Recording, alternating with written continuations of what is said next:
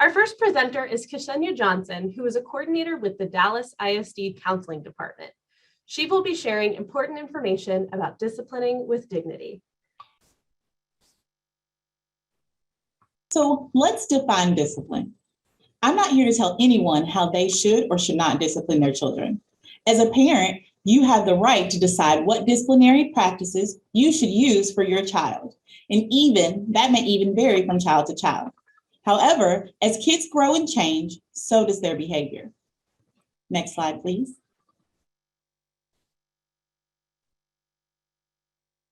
What is disciplining with dignity?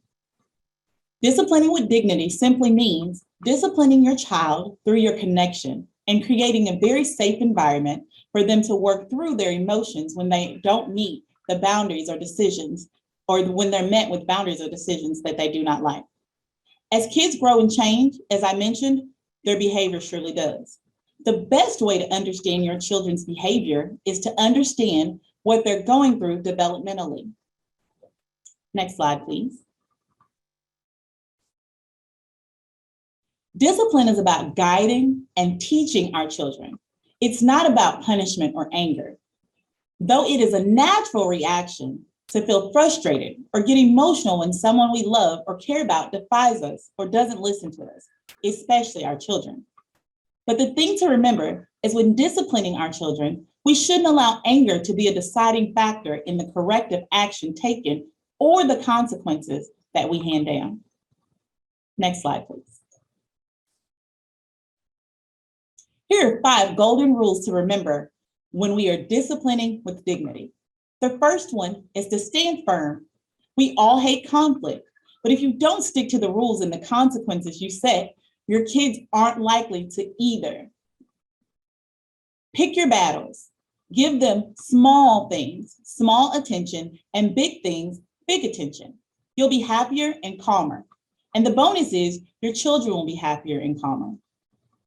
Number 3, praise, don't punish. Try to practice good feeling discipline most of the time. Simply put your tone of voice, your behavior, and your words you're using should all feel good to your child 80% of the time. If you can do that, you can do no wrong. Number 4, set clear rules and expectations. A carefully selected bunch of age-appropriate rules can make a family's life go a lot smoother. Number 5, provide unconditional love. Yeah, I'm sure that's a no-brainer, but children need to know that you love them unconditionally, every day, even when they're doing something bad. Remember, your children may do bad things, but they are absolutely not bad people. Next slide. So here are healthy discipline strategies that I know will work. Show and tell, setting limits, giving consequences, hear them out, which is one of my favorites. Listening is absolutely important. Let your child finish the story before helping them solve their problem. You also want to give them attention, lots and lots of attention.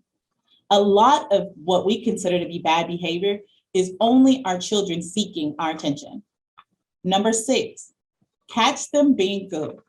Children need to know when they do something good, but they also need to know when they do something bad. Number 7, know when not to respond.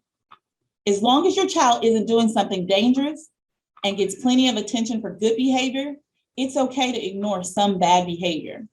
It's an effective way of stopping that behavior. Be prepared for trouble. Plan ahead for situations when your child might have trouble behaving. And number 9, last but not least, redirecting bad behavior. Sometimes children misbehave when they are bored and they don't know any better. Find something else for your child to do when you catch them engaging in bad behavior. Next slide, please. Always remember when disciplining with dignity that you should just keep in mind, this won't always be easy, but you have to be firm and you have to set your boundaries. And you always work to maintain the connection with your child when you're using any form of discipline. As your child develops more independent decision-making skills, you'll need to balance your unconditional love and support with clear expectations, rules, and boundaries. Continue to show plenty of affection and attention. Make time every single day to talk to your child. Young people are more likely to make healthy choices if they stay connected with their family members. Acknowledge your child's efforts and achievements and all of their successes and what they do, even in what they don't do. Praise the choice to avoid using bad behavior in any situation. Make sure you're always connecting with your child. Laugh together, spend time together, creating positive moments and memories. And last but not least, talk and listen. There's no such thing as too much love. And that's how you discipline with dignity. Thank you for your time.